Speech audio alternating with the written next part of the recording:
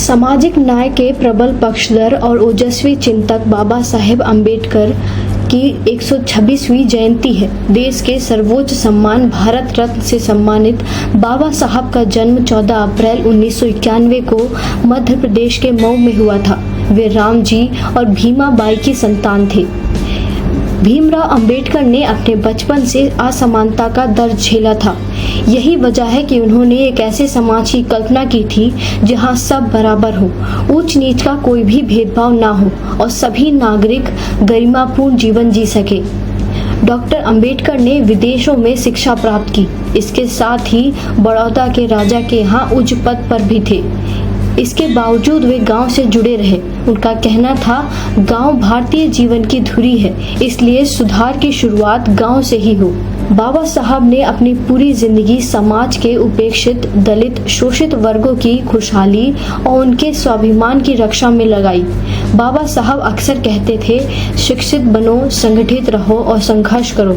वे मानते थे अगर ये तीनों बातें मनुष्य में हैं तो कोई भी उसे उन्नति करने से नहीं रोक सकता।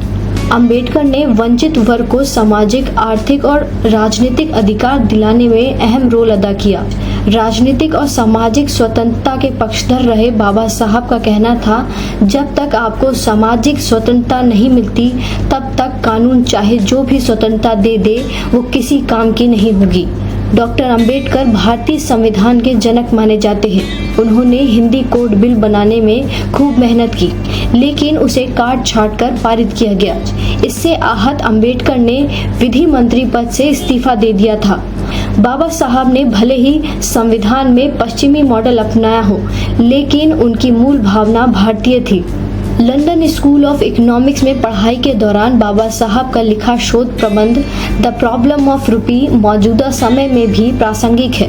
यह उनकी आर्थिक विषयों पर पकड़ और आर्थिक जगत की दूरदृष्टि को दिखाता है। बाबा साहब का मानना था कि आर्थिक सुधारों से ही भेदभाव मुक्त समाज बनाया जा सकता है। डॉक्टर अंबेडकर स्वतंत्रता, समानता और भाईचारे में भरोसा रखते थे। वे समाज और देश के विकास के लिए महिलाओं की प्रगति को जरूरी मानते थे। उन्होंने दलित और शोषित वर्ग के साथ साथ महिलाओं की भी सामाजिक स्थिति को सुधारने पर बल दिया। डॉक्टर भीमराव अंबेडकर के आलोचकों और समालोचकों की एक बड़ी भीड़ है।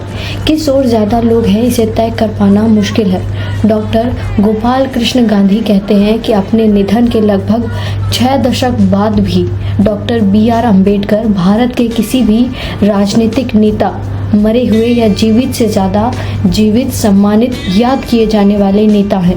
अगर कोई दूसरा नाम इस संदर्भ में उनके नजदीक आता है तो वह है शहीद भगत सिंह का, जिनकी छवियों को आज भी होर्डिंग, पोस्टर और कैलेंडर पर चित्रित किया जाता है।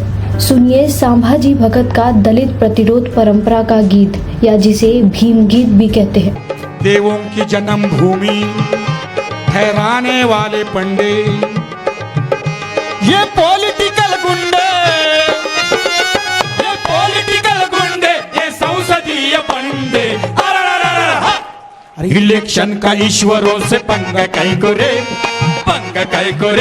अरे छोपड़े में दंगा देश नंगा काय करे, घड़ी घड़ी घड़ी घड़ी घड़ी घड़ी लपड़ा काय करे, ये लोच काय करे, छोपड़े में झंझट झमेला काय करे, काय का राइट, काय का फाइट, काय का राइट, काय का फाइट, धर्म काय करे, भेजा गरम काय करे, चलाए जिंदगी ऐसा धर्म काय करे, घड़ी घड़ी घड़ी घड़ी घड़ी घड़ी